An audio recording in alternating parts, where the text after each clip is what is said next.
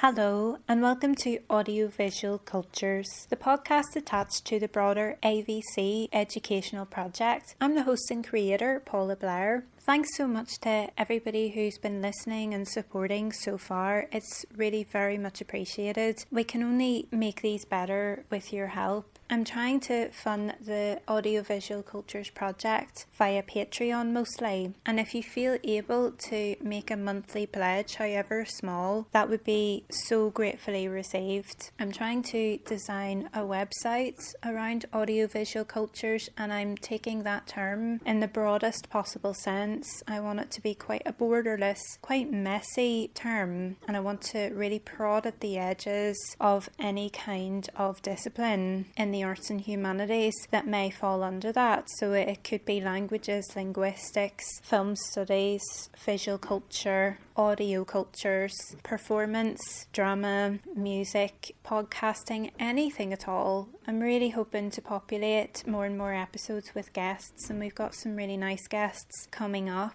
in future episodes. This week, however, it's the usual. It's myself with Andrew Shail, and we're talking about our experiences of watching the comedy series Derry Girls and London Irish. Both of these series have been written by Lisa McKee. We really enjoyed Derry Girls, and as we're going to talk about, Andrew got curious and wanted to see some more of Lisa McKee's earlier work, so we took a look at that. This is really a very informal chat and response to our viewings of those, and also gives you a bit of a break from our Coppola marathon that's been coming through. This is episode 8, and 4 so far have been about Sofia Coppola, so there's a bit of a break from that as well. You can find me on Patreon. I'm on Twitter, PEA Blair, BLAIR. That P Blair, that's basically my handle for all the internety things. If you want to get involved, I'd really love to hear from you. If you're working on something interesting, if you're a massive fan of something, if you're in a discipline that you think, even if you think it's a wild card, get in touch with me. I really love to hear from you. I can't offer you any money, and if you're far away from where I'm based in Newcastle upon Tyne in the UK, we're probably going to have to do something over Skype, because I can't really afford a jet-setty lifestyle, unfortunately, to get to people. And when I can get to other places, I'll do other interviews, but if I can't get to you, please get in touch anyway, and let's try and do something over Skype. We'll try and make it work, because I really want to populate this with as much interesting work as possible. I'm trying not to make it all about my stuff, because I've got outlets for my stuff, and also there'll be weeks when probably I'll fall a bit behind with producing these, because I want to really try and keep them coming out every Wednesday, so I probably will lapse at some point. It'll catch up to me when I get busy. I'll probably need to just pull something out of the vault, as it were, so there'll be plenty of time to hear directly from me later, and I really want to try and privilege as many underprivileged voices as possible, because that's very much a concern in my research. Please get in touch. You can email audiovisualcultures, that's all one word, all lowercase, at gmail.com. That's just for now, until I can get enough time and money to get a proper official website up and running, and then I can buy a domain and get a proper dedicated email for that. Until then, I'll use the Gmail. You can find me on Twitter and talk to me there. That's actually pretty welcome, because I'm trying to get the word out about this, so as much help as you can give me is very much appreciated. And a big shout out to my very good friend Fran Sanchez Ortiz, because she's been retweeting every time I post something, and it's very much appreciated. She's got a really lovely big Hispanic network, and Hispanists, I want to hear from you, and hopefully I'll get people like Fran and our other good friend Fiona Noble on soon to talk about some of their really fascinating work as well. That'll do for now. I'll be back at the end with a little bit more information. Thanks so much for listening. Thanks to Otterly for giving me a little bit of money every month. It's so much appreciated. I hope you enjoy this, and I hope it's useful. Thanks very much. So I'm quite interested to know your point of view as an English person, what you made of Well, let's start with London Irish. So we're probably going to try and talk about Lisa McKee's comedy series. Made for Channel 4, written by Lisa McKee, who is from Northern Ireland. And Derry Girls has been a real smash hit. It's been really popular and we've really loved it. I loved it in the special way that when Good Vibrations came out, it finally felt like a Northern Irish thing that was for us, by us, and it wasn't compromising. And because we'd enjoyed all of Derry Girls quite a bit, you were curious about London Irish, and I had been avoiding it for quite a while because I knew what it was going to be and I wasn't interested. From your perspective, you tell me what you thought. This is quite a typical way of finding out about somebody's output, is that they have a breakthrough success and then you work backwards. And London Irish, before we do anything about London Irish does not have the right title, because it implies that it's about people who are London Irish, whereas actually it's about 4 Irish people, some of whom they're actually all supposed to be from Belfast. But one of them does not sound like he's from Belfast. No, he clearly sounds like he's from the south. It's about 4 people who were born in Belfast who have moved to London for no particular reason. 2 of them already live there, 2 of them leave Belfast to go and live with them, but no one seems to have any sort of profession or project that means that they all have to be there. So the character of Brona, played by Sinead Keenan, she's a dental nurse, but rather than that as a profession, she seems to be a drunkard most of the time. The thing about the title is yes, it implies, we usually use the term to refer to people who are, say, the first and subsequent generations of Irish migrant parents, and it's usually referring to anybody from the south, or of course beforehand anybody from the island, but it's their children and any descendants that is London Irish. So the McDonough brothers, for example, the filmmakers, Martin and is it John? They are London Irish. They have London accents, they grew up in London. Also refers to the rugby team and the London Irish Fusiliers. I think it's by the 6th episode that Patrick, or Packy as they call him, played by Peter Campion, who does a really nice turn as a priest in Derry Girls. And this will be a theme because the reappearance of performers from London Irish in Derry Girls is just all over the shop. Absolutely. In some cases, they were very welcome sights, actually, and stole whole episodes in London Irish when they appeared. He's clearly got a southern accent. It was strange to find by the end of the series, his brothers had northern accents. And it was actually implied across the whole 6 episodes. They're all from Belfast, and that doesn't ring right. A bit of suspension of disbelief necessitated there, it seems. Apparently something similar goes on in Hong Kong cinema. Apparently people who end up making films in Hong Kong are from all over China. And if you're not from China, then it's not at all clear that these people are all speaking with very different regional accents. But if you're from China, it sounds laughable. But nonetheless, the kind of thing that you can suspend disbelief about, just, it seems. If you don't know the accents, something similar happens in Derry Girls as well, where the accents are really distracting if you know the accent well. For the home viewers in Derry City, it was really a bit frustrating. So I really felt their frustration when I was watching London Irish, because those characters are supposed to be from Belfast and they sound like they're from anywhere but. To be fair, Sinead Keenan.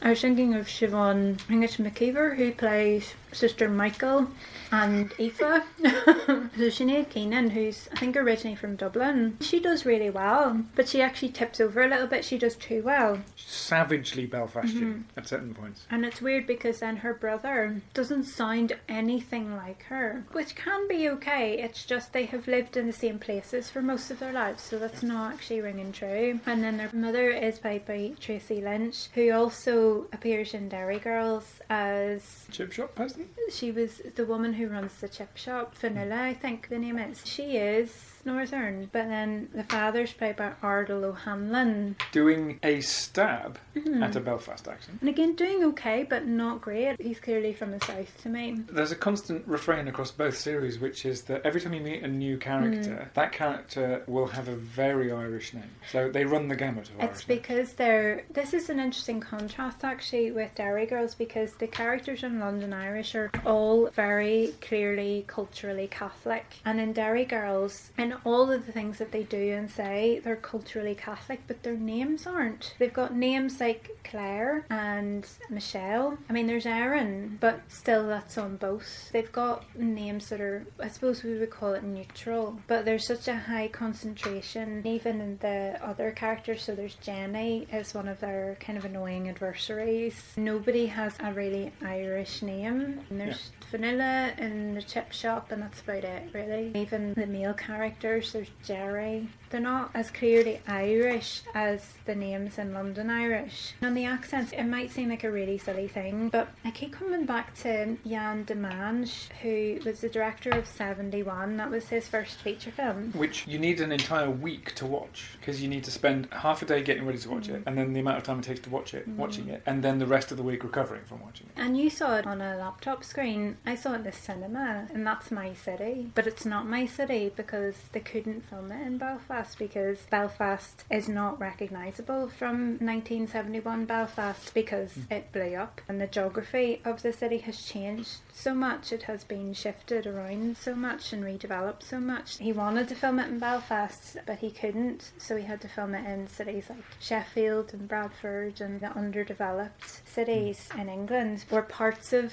cities that have seen regeneration but pockets of them haven't. They had to use those areas, which I think is fascinating itself, and that's a study I've been dying to do for quite a long time, is Belfast on screen and places that have been Belfast on screen, but also places that Belfast has been on screen, and those rare times when Belfast is itself on screen. Anyway, that would be a beautiful book. First half, places pretending to be Belfast. Second half, Belfast pretending to be other places. Well, actually, maybe it would be 3 parts, because the third part That's would be the thing, it's Belfast three. as itself. So, Even it's quite rare, but it's becoming increasing, with Good Vibrations in the fall. So anyway, this is a whole other thing. But Jan de Mange, when he was preparing to make 71, he went over to Northern Ireland a lot. He went to Belfast a lot, and he talked to lots of different people because he really wanted the accents to be authentic. Because he said, growing up as a Londoner, and he's a sort of first generation person, he always gets really frustrated hearing awful, dodgy London accents from Americans or whoever, people who are not at all from London, putting on a fake white boy Cockney accent. He finds it really frustrating. So he didn't want to do that to us, and I really appreciated that. I appreciated so much about what he did in that film, and that was one of the things, was getting the accents right and making sure he got local actors to play a lot of the main speaking parts, and that was so important to us and really fantastic, and I think it stands well for the film. So then it's odd when you've got homegrown television production. With Derry Girls it's a bit different, because at least the actors who are supposed to be from the north are from the north. They're not from the right part of the north, but at least they're from the north. And then the Irish characters, that's a free-for-all. But in London Irish there's a few missteps, because Irish implies, for quite a lot of us, Republic of Ireland and anybody who feels they're of a nationalist persuasion, whereas people like me who were brought up on the colonial side of things don't necessarily feel Irish in the same way, where we have come to feel Irish, because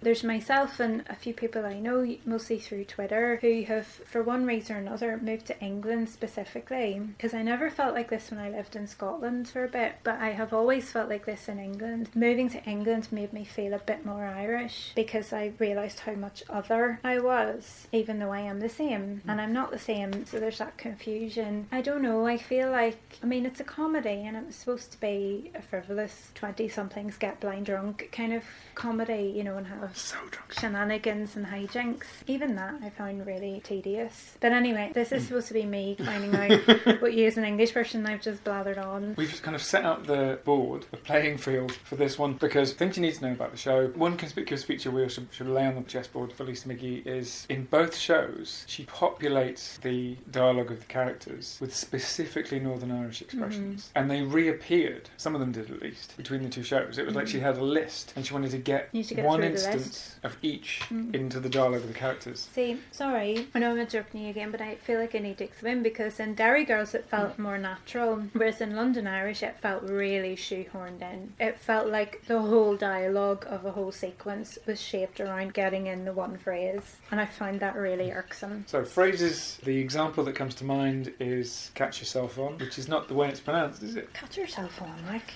But in Derry Girls, it was dropped in a really natural way. So you got Aunt Sarah saying, "Oh, Mary, could you not get us something to eat? Because my stomach thinks my throat's been cut." Meaning I'm really hungry. But it came across really natural because it wasn't said in a forceful way. Whereas in London Irish, everything was in your face, I'm screaming all the time. I'm so angry and drunk. And it felt like a really stereotypical portrait of Irishness. Whereas actually, we're mostly pretty laid back. Let's put this in perspective, because the thing that we thought had been done right in Derry Girls that wasn't quite done right in London Irish, and I think we agreed on this, was that the amps had been turned up to 11 in London Irish, and they only needed to be at 9 for Derry Girls. They teetered and they pottered along quite nicely. Yeah. Those amps. They were extremities to people's behaviour, but they were extreme enough simply being specific behaviours without needing to be exaggerated as much as they were in London Irish. So just a little bit of toning it down was all they needed for it to be a lot more relatable. And the other thing we seemed to agree on was that the characters in London Irish were all quite deliberately, for the purposes of comedy of course, they were quite deliberately flawed. But they were flawed to the extent that it wasn't possible to sympathise with any of them to any significant extent. I did not care about any one of those people. Yeah. Whereas Erin, who's our protagonist she's great. in Derry Girls, because she means well most of the time. Completely possible to sympathise with that. I think as well because they're teenagers and they're not drunk all the time. Michelle is the one who's kind of outlandish and acting up quite a lot, but she's not that bad. You've got really strong personalities and they're all individuals, and you've got poor wee unfortunate English James in the middle of it all, and he's their verbal punch bag, but he also gets some really nice lines himself. You feel like, yes, go on the girls. Oh, poor wee James. There's inclusion in the exclusion almost, but you get that teenage energy, whereas the 20-somethings who are supposed to be all young professionals, they're actually all dickheads, was really quite frustrating, because to discover that Prona is actually a dental nurse, no sorry, you don't get to be a dental nurse and that much of a fuckwit at the same time. I don't buy that about them. It just feels like English stereotype of Irish people, go. And the stereotype includes alcoholism being quite simple. They seem to take it in turns between them in the four characters in London Irish. So what is it? Packy, Connor, Neve and Brona. You seem to take it in turns to not understand a really basic fact about life. And Neve does it more than the others, but the others all do it to an extent. One of the things that Packy doesn't understand in the last episode is that his brother might be joking when he wears an England football t-shirt. That he might just be doing a bit of deliberately provoking his brothers. There's lots of characters not understanding some fundamental, quite simple things about the world and about people. So they have to kind of take it in turns to be the slightly idiotic Irish person. I have to give Lisa McGee a bit of credit for this one. The bit about Irish dancing on St. Patrick's Day, I think it was in about episode 4 or 5, and it was one of those, they wake up the morning after and they and the viewer have to simultaneously reconstruct what happened the night before. And Packy's got really sore legs, for example, so that he's worried that he spent all night having sex with Aoife. But actually it turns out that he was Irish, they were jigging. They were not doing river dance. And he's really happy that he wasn't riding, as they always call it. Yeah, which he was jigging. Frustrating, because again, that's a word they consistently use, and yes, it is a word we use for sex, is ride. It's actually more natural when Michelle keeps saying it in Derry Girls, because she's really the only character who uses that in Derry Girls, whereas all of them say it constantly, and that doesn't quite ring true in the London Irish one. It's like you would say it sometimes, but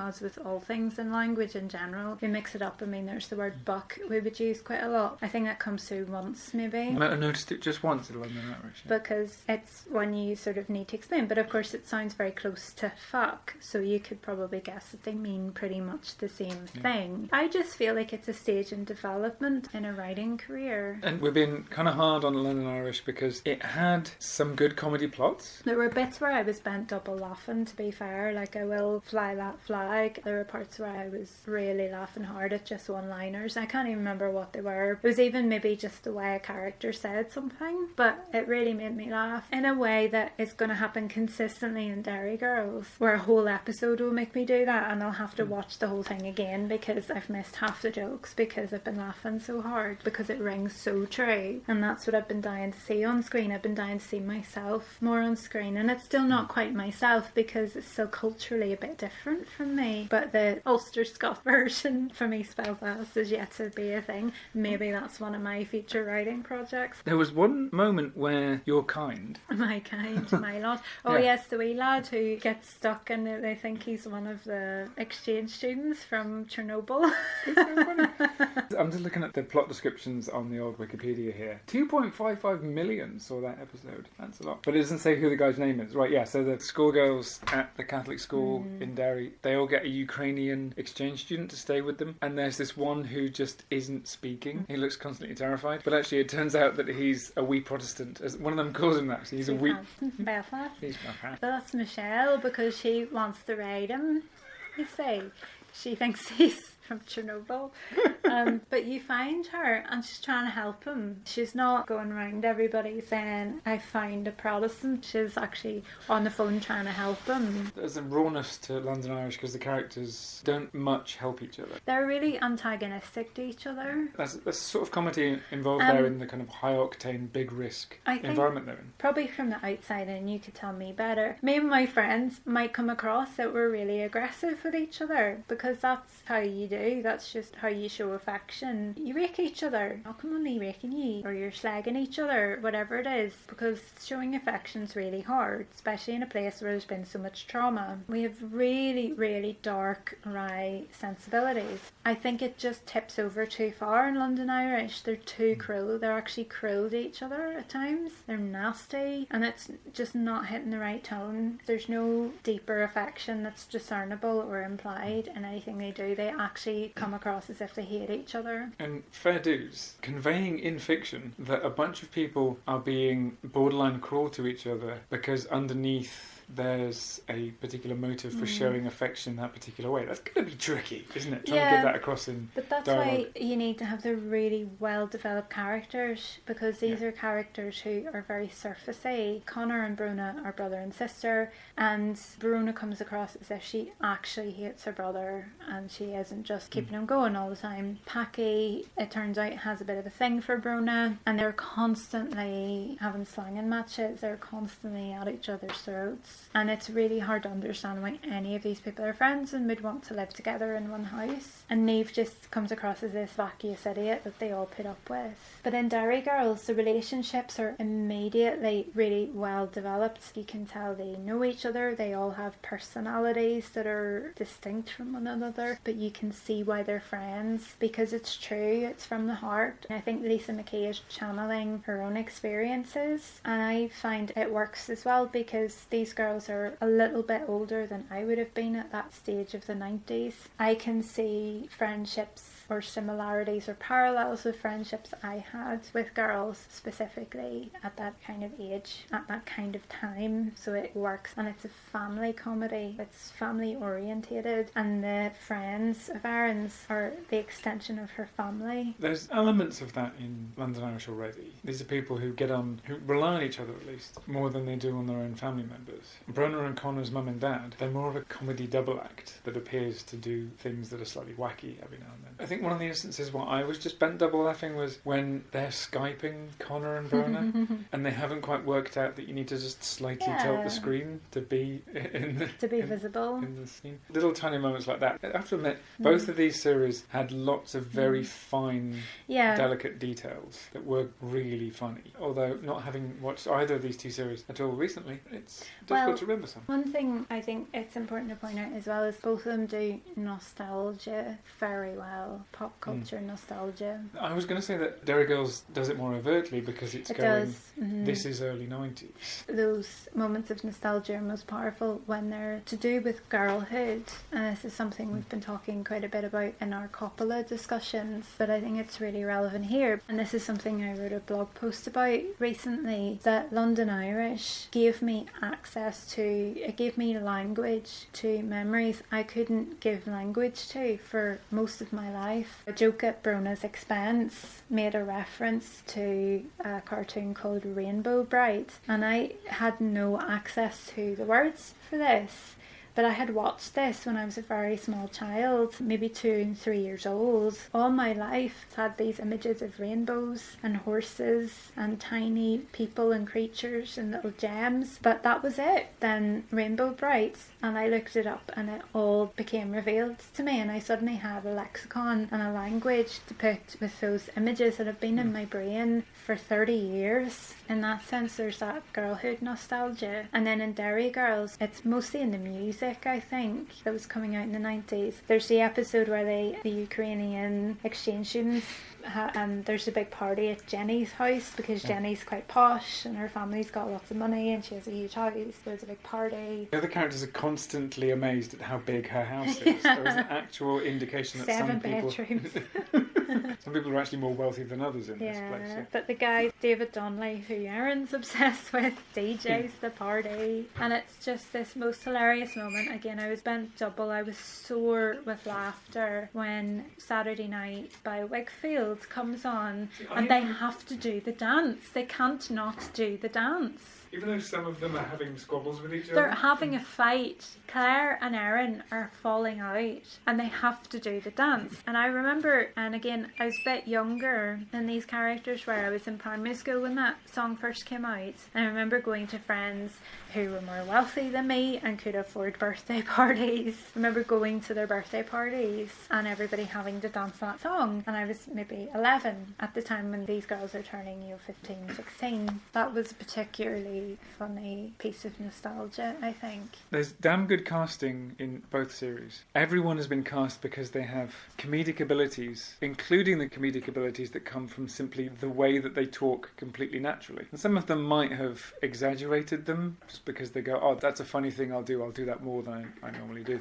But what's her name? Saoirse Monica Jackson plays Erin in Derry Girls. She's brilliant. One of the first series, just the way that she was using her jaw while speaking. They're very physical. They're not afraid to use their faces and their bodies, and it's great. That had me in stitches. Maybe this is because I'm really easily amused. I'm just amused by people who have a funny shape talking in a completely normal way for their funny shaped face. But I think as well, it comes back to the accent. I remember being young and a lot of showing dissatisfaction or dislike or something was coming from your face. Like you would do a big tut and a facial contortion and that would show disapproval. And I think that is the kind of thing she's tapping into. That was some good podcast acting. Where you put your face a certain way, and maybe it's a Northern Irish thing, maybe it's a working class thing, I'm not sure. That was very normal, and it was a mode of communication without words. I think they're all very good at that physical acting, and it's so great to see funny women doing funny things with their faces and not having to think about or worrying about being pretty or sexy or any of that. Also, one of the things that Derry Girls did do that London Irish didn't do was it specifically featured elements of the conflict. And I suppose, you're sitting there going, I'm a person who has some track record now for writing Northern Irish characters, and I want to do another series. How am I going to get this more successful than what I previously did? One way to do that is to go, what do people expect when I'm going to do any fiction about Northern Ireland? I'm going to need to have some sort of stance on the conflict. London Irish was just not going to have any mention of that whatsoever. National rivalry was about as close as it got. Yeah, there was the odd thing, but it was very minimal, very implicit. I think in Derry Girls it's pitched really well. The point of it, and this is why I think it meant so much to people like me, is that experience of not just being a kid, not just being a teenager, not just growing up in all of it, but that specific experience of being a girl/young woman and having those growing up concerns at this specific time. It's not just that it's the conflict, it's in the 90s and it seems to be pre-ceasefire. It's hard to know because in the first episode, Michelle makes a reference to watching Pulp Fiction. She describes it, she doesn't say the title of the film, but the description is pretty clear about what it is. It can only be Pulp Fiction. So Pulp Fiction came out in 94, but Michelle's talking about having just watched it and it's not clear if she saw it in the cinema, but I mean it's September, they're just going back back to school. There's specifics about when it came out. I mean, I think it's a mishmash of roughly mid-90s. I don't think it's being terribly specific, it's just being roughly around this time this stuff happened. When we were watching Virgin Suicides, the diegetic music precisely dated the action to late 75 or early 76. It means that it can't be any earlier than a certain point if these are the references. I don't know how likely it is that Michelle would have seen it in the cinema, and then if it was out in video, then that's 95 you're talking about. I also get the impression that this is supposed to be pre-ceasefire, but yet if it's pitched at September 94, it maybe can't be. It's difficult to know how to date this. It's just vaguely mid-90s. The Cranberries featured conspicuously in the non-diegetic Which music. is really weird because their lead singer died while this is being aired for the first time. January 2018. Inquest into her death is currently adjourned. There's a kind of moment there of the conflict has been in full swing for a while. It's well bedded in. It's been going on for over 25 years at this point. The battle lines are drawn firmly. Things might be starting to progress towards change, but it's so precarious in the 90s. The 70s are probably, depends on your viewpoint really, but the 70s probably saw the worst of the violence in that there were the most deaths and it was messier. Things get a bit more precise. The talks begin in the 80s. It's hard to know what to say, especially in a recording, because there's so much that's unproven. There's so many open secrets. There's so many things that we know but we don't know, and it's hard to know what you're really able to say. I suppose I'll just say that certainly from my experience of growing up in the 90s and being more aware of everything in the 90s, because I was born at the end of 84, so I know the 90s. It rings true for me. What they experience is that they're getting on with their lives. They're nothing to do with it. Their family's nothing to do with it. They're a normal family trying to get on with stuff. They've got normal concerns. They're starting to worry about boys, about their sexuality. They're worried about getting jobs. They're worried about their futures, but they also want to have fun. They want to be silly, but they want to grow up, and they're at that time of life where there's all these different inner conflicts going on, and they're constantly reminded that this bigger outer civil conflict is going on. So there's parallels there between the personal and the public and the political. You get all these hints because Erin seems to be at least trying to be socially aware. You get the odd line from her that makes you think, well, she's concentrating on what's going on, probably a lot more than the adults in her family, but she's still a teenage girl and wants to do teenage girl things, and she's obsessed with a boy who she wants to impress. And you get that really powerful moment at the very end of the series where the archival footage is used, and this is a very common trope throughout cultural production generally, that is made contemporarily but is set in the past during the years of the conflict, where archival material is used, so it gives it that verisimilitude, that more documentary-like feeling. It situates it in reality. But let's be precise, it's archival material in that they watch this on telly. But it's real footage. Yeah, so I just want to be clear that it's not and like... it is television footage, it's television news footage specifically, and this is usually what comes up, and so it comes up a lot in Good Vibrations as well. You've got a lot of television footage that's specifically news reportage of events, so it's framed in a particular way. So you've got these layerings of how the conflict is framed all the time, how it's represented, why it's represented the way it is. So you've got this report about a bomb and there are deaths, and the family are looking at the TV, really sad. You've got a poignant moment where the grandfather, played by Ian McElhinney, is finally civil to his son-in-law Derry, who's from the south, and they're all Catholic and yet they hate the southerner. And it's this one moment of him being human towards Derry. That's the payoff, because he's been merciless to him for 6 episodes until this final moment. You say, well, actually he does care about him and he does have a spark of humanity. He just doesn't show it very often. He probably is quite affectionate towards Derry, it's just he can't show it, and he's seen so much, he's been through so much, he's lost people. You start to get a fuller story of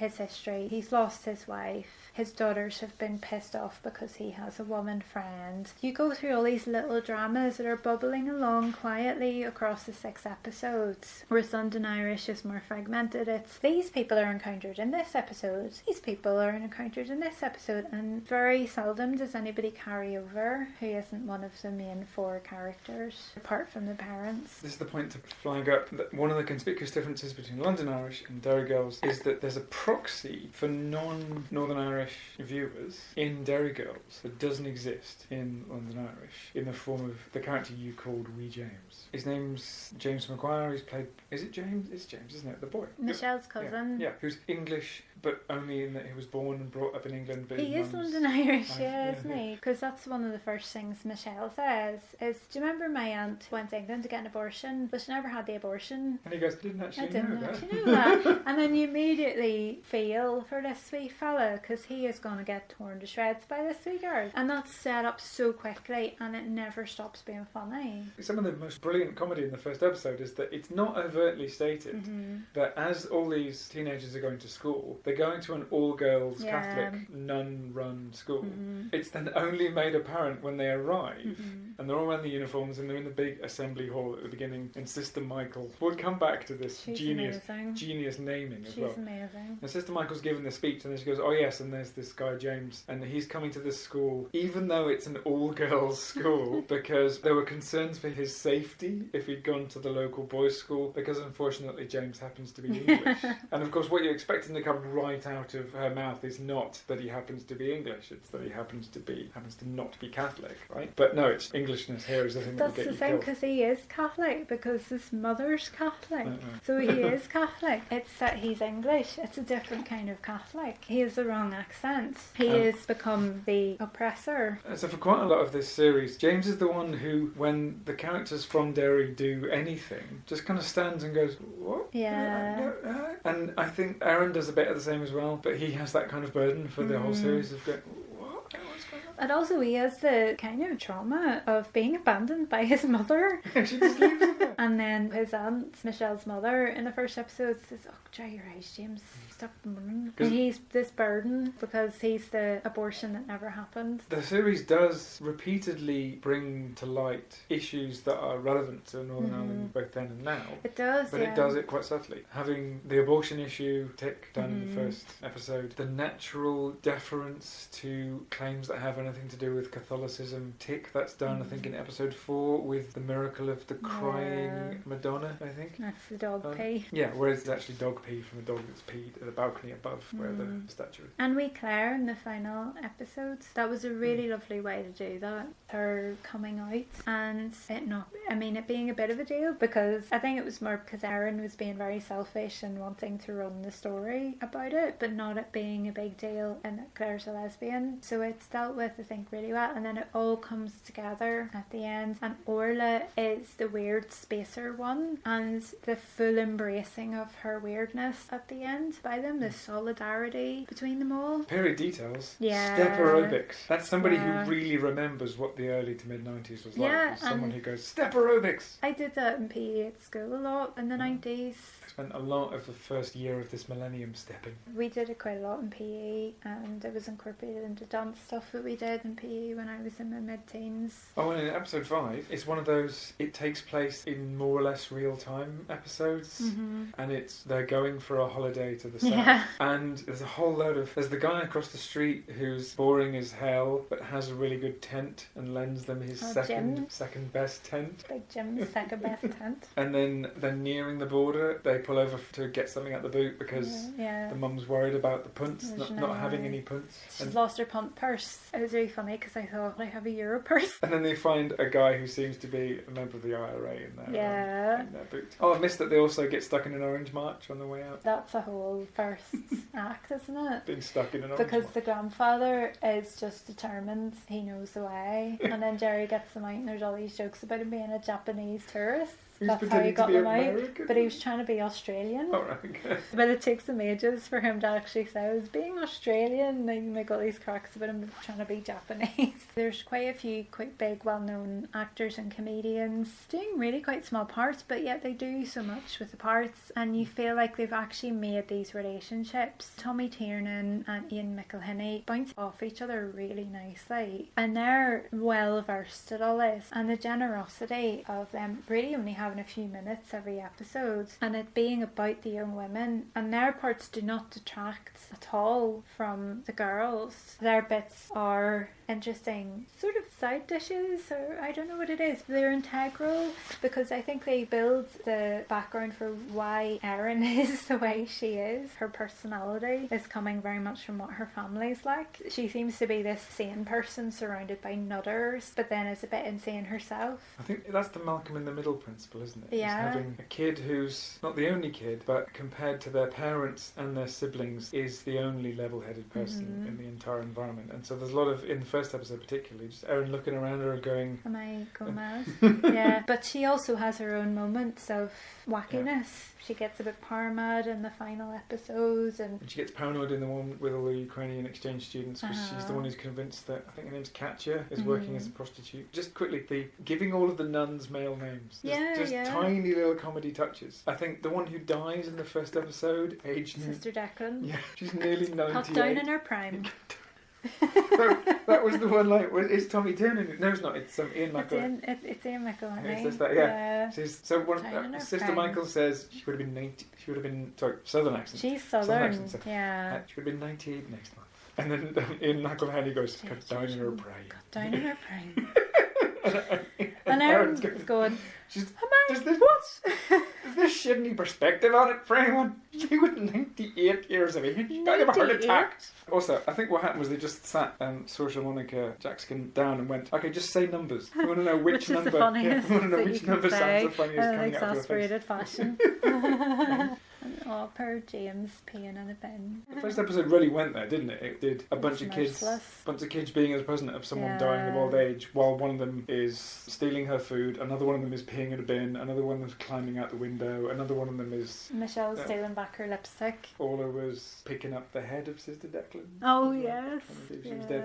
But let's put this all in perspective, because London Irish first aired late 2013, and Derry Girls first aired early 2018. Yeah. So this is a 4.5-ish year gap between two things. Actually a surprising amount remains the same during that, in that Lisa McGee is determined in both to just get across how odd people spoke when she was a kid, presumably at least. I guess, and at the same time, so much has happened politically, or not happened, both happened and not happened, in Northern Ireland over those 4 or so years. There are a lot of tensions that have arisen. Derry Girls has come out at a time when it started to air just at the cusp of the anniversary of there not being an assembly in Northern Ireland anymore, and just as it was about to go into directorial just before the death of Martin McGuinness, a massive Derry figure. And they didn't really go into those political areas. There's the famous gable wall mural of "You're now entering Free Derry." That's about as political as they're going to get. And that's done in the first 10 or so seconds, isn't it? As we're going, just to get it out there, this is taking place in Derry in the early to mid 90s, and we're now going to talk about people. It situates it, and you see the geography of the city a little bit. You see a little bit of the walls, you see a little bit of the bog side, that sort of thing. I've only been to Derry a few times, I think 3 or 4 times, so I don't know it well. We nearly went there last time. We were close by, not the last time, but the first time you went. What I know of it is mostly from the artwork that I've studied. It is of the city and it's made there. London Irish, it's filmed largely in London, isn't it? It's one of those, the city could be anywhere, but actually it's the cityscape views you get seems to be London. They do make reference to tube quite a bit. You see them in tube stations and they do look like tube stations. They do look like tube trains when you do see them. London's one of those places where it's loads of little villages and you don't really know whereabouts they are, but I think there's a high collection of Irish diaspora in the north, but it's a big place. We're also talking at the moment about 2 series which have only had one season each. Yes, but Derry Girls we know has been recommissioned. It was recommissioned really quickly because it got really good ratings. Whereas London Irish was... Nothing. Well, London Irish, to be fair to both of these series, they both made it past the pilot stage. Mm-hmm. Yeah, that's true. Because usually when you're watching the first one, you're watching a pilot, and that's why things in the first episode often don't carry over into the second episode, when things that are in the second, third and fourth, so on episodes do carry on, because the first one wasn't scripted so as to have set up storylines that would continue. We're talking here about something which is a short one-season burst of alcohol-fueled banter in the form of London Irish and Derry Girls, which is quite a big success, in part because it was really, really well advertised in advance. Back in 2013, I was watching Channel 4 on the telly, and I didn't remember seeing a single trailer for it. No, I don't really remember anything about it at all. I wasn't really. 2013, I was living in Aberdeen and didn't have TV, and then moved back home and had no time to watch TV because I was editing my book every spare minute I had while teaching full time. So I had no notion really of what was going on beyond that insular academic early career life. But it really wasn't on my radar, and I don't think I was terribly aware of it until we were looking through the all four comedy vaults because we were looking for stuff to watch. And I think it was really you wanted to watch it because you'd really enjoyed Derry Girls, but I took one look at it and knew I wouldn't like it. Yeah, let's be fair. You took a bit of persuading to watch the first one and a bit more persuading to watch the second one. Yeah. And only after a bit of persuading to watch the third one did you and I actually get into the groove of actually watching the season. I think by then I thought, well, I might as well see it through even though I'm not enjoying it. In for a punt. Probably more for knowledge. I think it was the end of the fourth episode was where the Rainbow Brights thing happened. It's right at the very end of that episode. And I think for that alone it was worth seeing the whole thing because that has solved a puzzle of my childhood for me. It's helping me get to know myself in a strange way.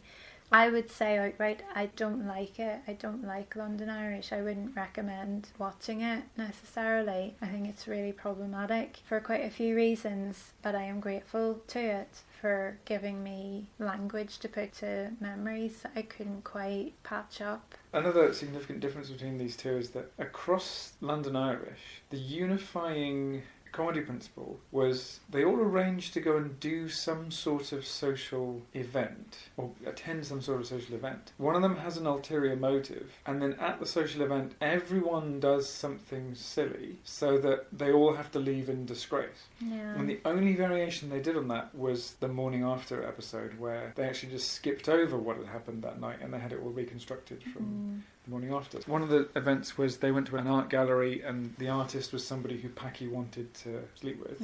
And so the evening was Packy cumulatively finding that all of his friends were doing humiliating things and that therefore this person he wanted to sleep with was being put off him. And that had actually happened I think 2 episodes beforehand with the one where he was trying to... It was a girl whose partner had died. Yeah, trying to bed someone who was burying her own partner. There's this weird turnaround in the last episode where it becomes apparent that he has a thing for Brona. It was done in one scene that lasted about 8 seconds. I think as part of a, maybe we want to stimulate a little bit of curiosity here or set something up for a second season. The third episode was when it was Halloween and she can't drink. Again, it's something quite unsavoury. It seems that she's on antibiotics, apparently for an STI. It's implied. He's drunk and she's sober and somehow finds him really attractive suddenly. And there's this moment where there's a bit of tension there, but other stuff happens. They have to go and sort out because one of their friends tries to kill himself in a party, which is hilarious for everyone, the way that's even done. I don't know if it's distasteful or I'm taking it too thick or even that the tone of it's just not quite it. It's not quite right. It wasn't funny. So it sets it up, and then in the very end there was a moment in the 6th one where she nearly gets it on with his brother who's wearing the England top, and he's saying it's just really weird, and she's saying, why is it weird, Packy? And he's not answering her, and so there's just this moment, and as you say, it's as if it's setting it up for this potential second series. It never happened, and I'm not thinking that would have been nice if they just were better character, if they were not better people but more well-rounded characters. They're just quite shallow, I think, is the problem, and I think that's why you don't care about them. If you knew that yes, there is a kernel of humanity in these people and they're just a bit misguided feeling a bit disillusioned and things like that. We all have those patches in our teens and our 20s. I've been thinking for a long time, certainly the way my 20s went, that your 20s is your adolescence done properly. Because nobody can really stop you doing all the crap and getting it out of your system. It's sort of like the turbo version of the teens. And then you begin to try to wise up and settle down in your 30s. I think those people who actually have their teens during their teens are having them when they're too young. Yeah, it's wasted on them. You and I having our teens in our maybe kind of 19-ish, starting a little bit yeah, before 20s. Those, the long 20s. Yeah. We weren't actually old enough to do it. Because you've wised up enough, you've hardened yourself to the drink enough that you can handle it better. You can say no to things, you can be a bit more assertive. There's more to get out of your system. Certainly like us, if you end up studying well into your 20s, you have steamed a lot off. That's what I think about Brona, because surely she's had 2 years of studying to be a dental nurse. I would like to imagine they do. And certainly all the ones I've ever come across have been highly professional, but of course that's in a working environment, so who am I to say they're not getting blind drunk like she does every day of the week? I think one of the they've turned their amps up to 11 moments, where it's not necessary to and it's actually a bit harmful to, is when she's not drinking, she's suddenly complaining a lot about her state of mind and how suddenly she's finding people really boring all of a sudden. She's like, what's wrong with me? I think I'm unwell. And one of them just goes, you're sober. The idea being that she hasn't been sober in her entire adult life. The possibility that there could be a character who had never been sober for an entire adult life. That's the amp turned up to 11 because that's comedy levels of extremity. I find her a very aggressive character, and her aggression seems to be coming from nowhere. The troublesome thing is there's no reason for her aggression. You could argue that, well, female characters, I mean, we need to move on from them being demure and being pleasing and being sexy, and she doesn't have to be likeable. She can just be a bitch. But it's just, there's no accountability for her bitchiness. I just cannot understand why the 3 people who live with her, because she's so horrifically nasty to them all of the time. And she's not joking. I can imagine somebody like her who would be that acerbic, who would say those things, but who would be clearly joking while saying those things to your brother and your best friends. This seems to be the thing that Derry Girls got right. That there were situations of absurdity, but each of these absurdities was based on something that could feasibly have occurred, or indeed was feasibly something that happened all the time in Derry in the early mid-90s. And there's clear affection between characters. Even when there's antagonism, there's a kernel of affection. The absurdity is an important part of Derry Girls, like that bit when Erin's mum is trying to persuade people Do you ever the washing? For quite a long time now, probably the length of our relationship nearly, I've been trying to get you to learn how to do loads of washing. And Why I have you feel just done it to your mum? And I feel vindicated. Just for the listeners, Paula just gave me a mum look. I need to lie down. I see Mary trying to do the washing. She's trying to get all the darks. And everybody's giving her colours. And she wants the darks. And I'm thinking, right on, Mary. You tell them. That's because the way they launch into it is that they don't make it clear what she's after. All the other people she lives with are just saying to her, no, absolutely, no, what? They're not in my room. You'll never find any of them in my room. And only after a few does it become apparent that you can rummage through my laundry all you want. You won't find any darks. But that's why it's pitched so well between Mary and Sarah, because they're so calm, and Sarah's quite spacey. She's very clearly Orla's mum, and I really like their relationship because they're both space cadets. Sarah's just sitting there with her cigarettes, she's got all her makeup done, and she's in her bathrobe. Going to swear, Mary, you're not going to find any in my room. You know, she's talking really slowly, and that's the difference. The characters will talk slowly, and Derry Girls, they'll take their time, they'll spread things out, and they'll be true. Whereas in London Irish, it's too fast. They're saying everything a million miles a minute. We do talk fast, and yes, there's times when it's going to be escalated and you do talk fast, but there's times when you'll have characters like Sarah who are spacey and who will take time over things. And there's not much thinking going on in there, but what's said is considered, and it's spread out, and it's deliberate. It just feels like a true part. It feels like somebody I've met and spoken to. Another thing that distinguishes Derry Girls is that there's quite a few characters who are the ones who are, in any situation, are the normal ones. The typical ones where they're surrounded by atypical behaviours. One of the things that was quite distinctive in the first one was when Grandad Joe, Ian McElhenney, when we first see him being antagonistic towards Jerry, Tommy Tiernan, he goes, why did you leave my daughter alone? Because we've been married for 17 years. We have 2 children together. It's one of these, am I really hearing what this person is saying? It's exasperation. Everyone takes it in turns to look a little bit slightly bemused, and do that kind of looking around going, sorry, have I just lost my mind? Did that thing just happen, or did that person just say that thing? There's a comedy principle that's been quite consistently applied there, but it's one that works. Because it gives your viewer a proxy to go, you're not being expected to see what these characters are thinking and saying to each other as normal, because here's your proxy who goes, what? The characters have been thoroughly designed, whereas London Irish, just Brona, gentle nurse, lives in London, from Belfast, smokes and drinks a lot. That's her whole personality. That's everything about her you need to know.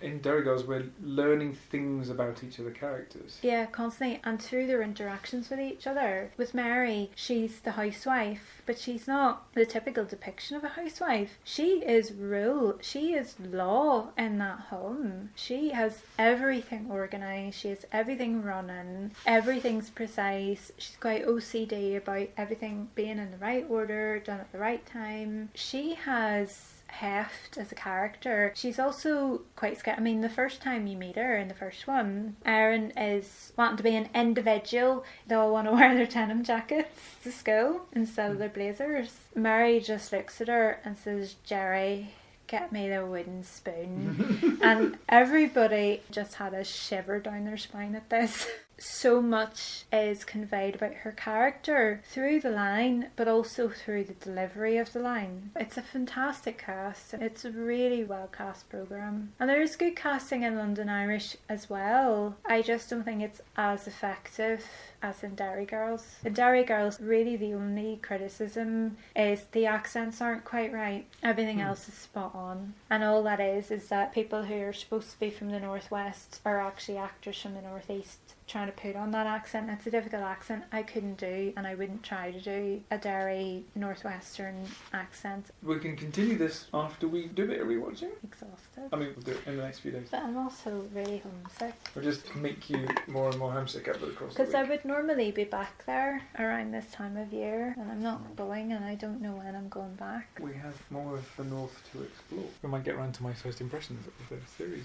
Did we never do that? No, we did. Yeah. Cheeky bastard. I've learned things from it about what Northern Irish people think about themselves. It's not true to say I've learned things about Northern Irish people from it. I've learned things about Northern Irish people from you explaining things about it and responding to it. But here's a mirror of us. Here's a portrait of us. It's intriguing. Or at least what it says about Lisa McGee is she's going, this part of the British Isles, it would be a mistake to regard it as Irish, and it would be a mistake to regard it as British. It's neither of these things. It's an odd corner where there's antagonism towards both of these identifications, as well as dissimilarity from both of these parts of the British Isles. That's what I'm getting from Derry Girls. London Irish were a bunch of comedy people. And also, in both, some elements of drama. That's one thing we haven't noted so far, that these fit within the comedy genre because of what they are for the majority of the time, but that's not to say that they're exclusively comedies. There's bits here and there of drama. So when the first season of Derry Girls ended, it ended on a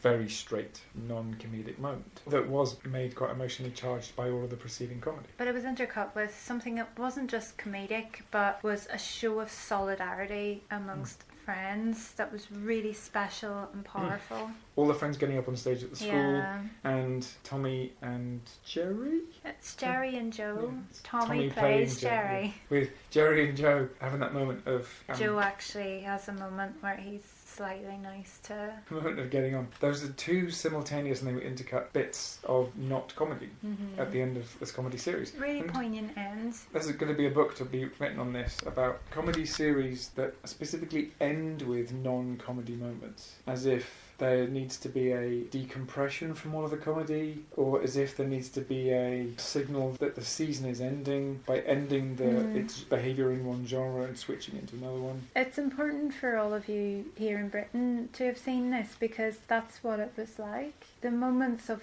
hilarity and the weirdness of everyday life were punctuated with severe tragedy and trauma, and that was normal for us. So normal, we didn't realise it wasn't normal. It was only really when I moved to Britain that I started to discover how odd my childhood really was. I think it's important that there was that moment in the very first episode of Derry Girls when they're on the bus on the way to school. And they go through a checkpoint. There's some British soldiers and some of them come on board the bus. Yeah, and they're not bothered. And wee James is looking terrified by the whole process. Yeah. Whereas the others, they're completely used to it. Yeah. Boring. One of them's even, it's Michelle, isn't it? She's saying, oh, he's a ride, about one of the soldiers. Yeah. I think that was an important moment to put in there to go. This is very unlike the experience in the mid-90s of the majority of people in the British Army. And it was just every day. There's still women who, if they walk up to any security point of any kind, they'll just walk up and open their handbag because you had to be checked all the time in and out of shops and in and out of parts of the city centre. And it's a habit, it's a physical memory that doesn't really die when it's been your whole adult life. That was it. I mean, it was so poignant. I think it was really emotional for a lot of us because that's just how it was. I'm glad that people in Britain see that and that they've appreciated. I mean, seeing Twitter explode, and this is the problem with being on Twitter when a show you love is being seen by people when it's broadcast on TV and you don't have TV, so you're waiting till the next day when you watch it on catch up. So I had an idea of what was going to happen. I didn't know exactly what it was, but I knew that there was going to be some sort of major conflict event. It was going to coincide with something really poignant because I was seeing lots of British celebrities who'd been watching it, tweeting with a response and how important it was. It was really lovely to see all of that, and for them to see that's what that was like, and us going, yeah, that was what it was like, and you haven't listened to us for all these years. We could have been telling you that this was what it was like, but you didn't care. But a slightly absurd comedy will succeed in doing that. 20 years later. It says something about our general willingness to regard things that are overtly fictional as if they're not, or maybe it's not that simple, but our general willingness to regard something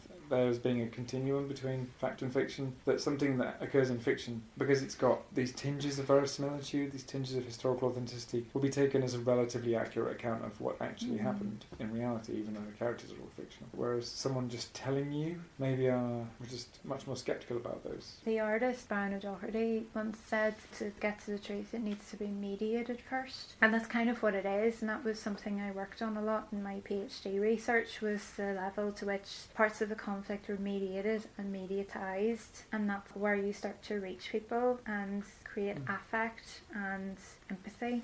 It is kind of what you're saying. You need to fictionalise the truth to get to the truth so that people can feel each other's pain. It's taken these fictional characters for people in Britain to understand that that's what it was like for young women, young girls growing up in that place. So not just that, and those juxtapositions of pure joy and solidarity against people dying in bombs, normal families being brought together for a moment when it's a particularly bad one, but there's also the silliness, the irreverence, the just growing up and trying to be kids, liking the same music, knowing the same dances as the ones to the south and to the east of you, and you're not the same as them. You are, but you aren't. We've said for many years that Northern Ireland is a place apart, and it continues to be. It's been nearly 100 years since partition, and these 6 counties have been left over there just doing their own thing or being controlled one way or the other, and people having very mixed up identities and not really feeling a sense of belonging to one island over another, but not feeling belonged by either of those islands.